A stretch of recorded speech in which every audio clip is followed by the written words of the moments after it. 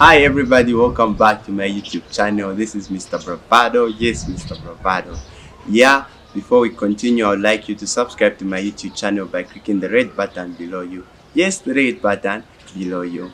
Yeah, so we have been talking about social accountability, of which we went on to talk about social accountability monitoring tools, and we talked about social accountability systems. In talking about social accountability system, we explained that there are 5 processes, which are number 1, planning and resource allocation, number 2, expenditure management, number 3, performance management, number 4, public integrity, and number 5, oversight. So in explaining the social accountability systems, we say that we started explaining the processes, of which we explained in the previous video. We explained process 1, which is planning and resource allocation. Today we are going to be talking about process 2, which is expenditure management.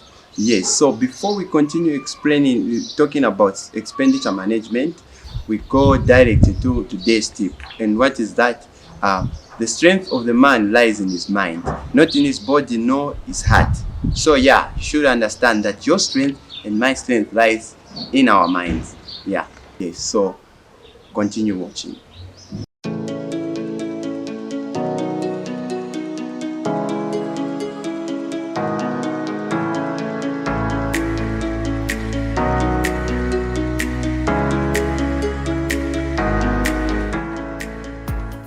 Yeah, so we are back. So now we're talking about expenditure management. What is expenditure management?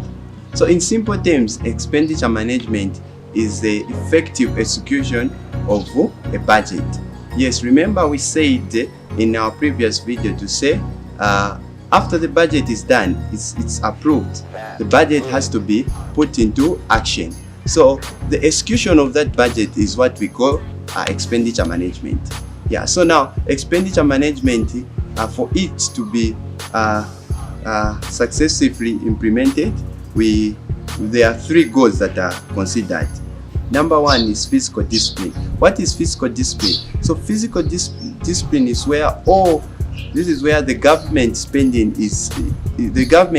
on the things they can afford. So they need to spend only on the things that they can afford, not the things that they can't afford. And number 2 is strategic allocation of budgeted resources. So this simply means that the government spending should always be consistent with the strategic plan. They should always spend according or in line with the strategic plan. The third one, which is good operation management. So in achieving good operation management, the government needs to be effective and efficient. Yes, so those are the 3 basic goals that they need to achieve. They need to achieve for them to have an effective expenditure management. Now you should know that there are general requirements, several general requirements that has to be put into account or taken into account, or they can go steps that needs to be taken into account. What are those? So number 1 is aggregate cash control. So in aggregate cash control, all revenues collected by the government are deposited in one single account. Yes, like here in Zambia, that account is called a control account or control 99. So you should understand that all the revenues in the country, they are controlled by the government. Yes, and that the government, to be specific, that controls all those revenues is called the Ministry of Finance. So the Ministry of Finance is the one that controls all the revenues of the country. Yes, so to continue, we are going to talk about the second requirement, general requirement or step to follow, that they follow to achieve an effective expenditure management, which is accounting procedures and system. So in accounting procedures and system, all the transactions, they are gathered, they are clarified, and they are recorded. So all the transactions must be gathered, and they must be clarified, and they must be recorded. Other than that, they also need to be verified. So all the transactions that are collected, they must be also verified. Yes. Continuing, we're going to talk about the financial report, which is the third one. So the financial report is when the spending units they all come up with a financial report, and that financial report can be a monthly, it can be quarterly, or it can be annually, but that financial report has to be submitted to the Ministry of Finance. Yes. And the other one is audit. So what is auditing? Auditing is simply the process of verifying the accuracy of the information